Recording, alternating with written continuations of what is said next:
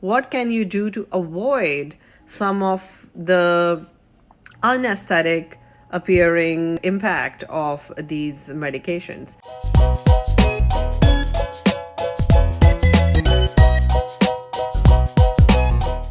So one of the things is that you have to, as you look at these medications, you have to always realize that these medications, they are super expensive, first of all, when you do it well, and you have to make sure that you go to a very experienced injector.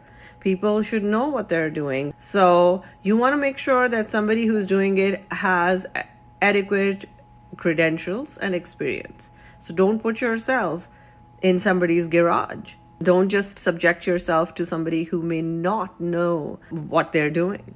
So number one is that. And then the second thing is that as you age, as you go through time, you have to understand the concept that the same things that worked for you when you were in your 30s may not be as effective when you get into your 40s or when you get into your 50s. So be prepared to add an additional layer of some other kind of service. And now there are plenty.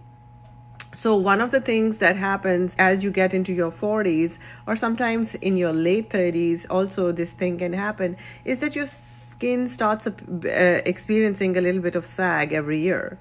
And then that sag, like over a period of 5 years, is this much. And that's when you're able to hold your skin and say, oh my God, I see some kind of a sag, and what to do at this point.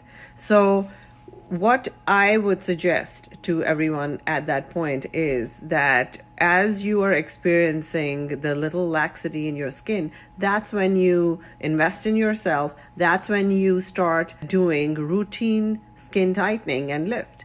Now, there are different procedures out there that will give you lift and tightening. However, very few of them actually work. So just know that which procedures, you have to really discuss it very well with the doctor. Now, in your 30s, you don't need super intense things to tighten your under chin or your other parts of the face. But when you're in your 40s, you need serious lift and tightening because you want to make sure that you don't allow your skin to experience that laxity. Because once the fabric has lost its elasticity and its tautness and firmness, it's very difficult to put it back in. You have to just always, what I tell my clients is that if you can just imagine your skin like the most expensive fabric that you've ever owned, then you're not going to go wrong.